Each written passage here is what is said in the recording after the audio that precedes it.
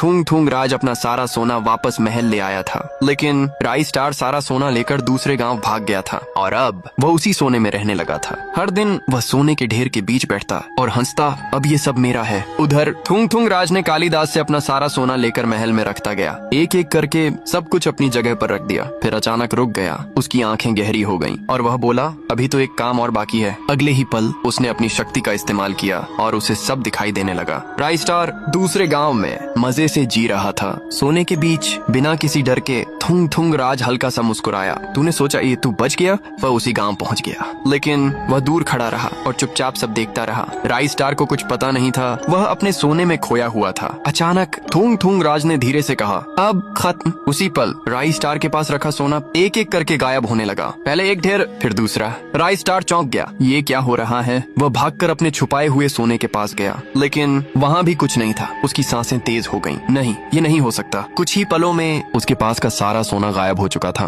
उधर महल के ऊपर सारा सोना वापस अपनी जगह आ चुका था। राई स्टार अब अकेला खड़ा था, खाली हाथ, डर के साथ। तभी थुंग थुंग राज धीरे धीरे उसके सामने आया। उसकी आंखें गुस्से से भरी थीं। राई स्टार पीछे हटने लगा, लेकिन अब भागने की कोई जगह नहीं थी। थुंग थुंग राज उसके बिल्कुल सामने आकर रुका और बोला, तूने सोचा चोरी करके तू बच जाएगा? राई स्टार चुप रहा, लेकिन अगले ही पल उसे पकड़कर वापस गांव लाया गया। लोगों के सामने राई स्टार का सिर झुका हुआ था। जिस सोने पर उसे घमंड था वह अब उसके पास नहीं था। उसे सीधे जेल में डाल दिया गया। इस बार दरवाजे बंद हो गए और कोई रास्ता नहीं बचा। थुंग थुंग राज महल के ऊपर खड़ा था। उसने नीचे देखा और धीरे से बोला, लालच बहुत खराब चीज है।